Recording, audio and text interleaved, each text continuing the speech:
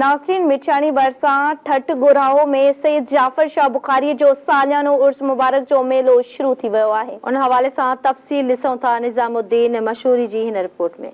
हिन वक़्तु असां मिठानी भरिसां ठट गुराहो सैयद जाफर हुसैन शाह बुखारी जे मेले ते असां उर्स मुबारक ते मौजूदु आहियूं ऐं हीउ मेलो तमामु रंगारंगी मेलो जेको आहे सो रिथियो वियो आहे ऐं तमामु बहितरीनु बाज़ारूं हर क़िस्म जूं शयूं ऐं शइ वग़ैरह हर सामान हिते मौजूदु आहे। लेकिन हिते जेको आहे पब्लिक तमामु घणी नज़र अचे थी, पर अचो त हितां जो जेको इंचार्ज आहे सॼे मेले जो ऐं हितां जा जेके दुकानदार आहिनि उन्हनि सां ॻाल्हि ॿोल करियूं त उन्हनि जो वधीक छा चवणु आहे। हर साल वांगुरु ही हर साल मुंहिंजो मेलो लॻंदड़ आहे। हिन मेले जो ऐं गादी नशीन सैयद अयाज़ हुसैन शाह ही मूंसां मल पहलवान ही ॻोठ वारा सभिनी जो मूंसां तावन आहे। सुठे नमूने सां ही मुंहिंजो वॾेरनि जो ऐं पंहिंजा ॻोठ ज़मीदार आहिनि गोरा मूंसां हर हिकु साथ में गॾु हूंदा आहिनि।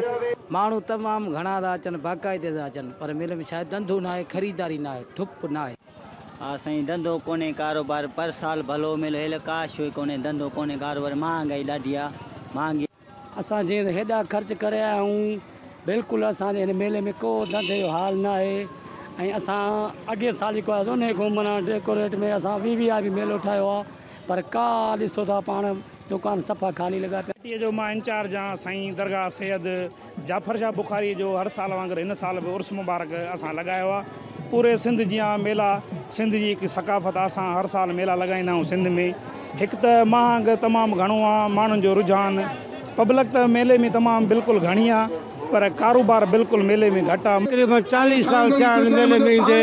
मेलो ज़बरदस्त थींदो आहे, हाल मेलो आहे, इज़त आबूर सां मेलो थींदो आहे। असांजो मुर्शिद आहे जाफर शाह बुखारी, उन जो मेलो हले पियो सालनि खां वठी। कैमरामैन माशूक अली ख़ासकरी सां गॾु निज़ामुद्दीन मशहूरी, धरती टीवी न्यूज़ मिठियानी।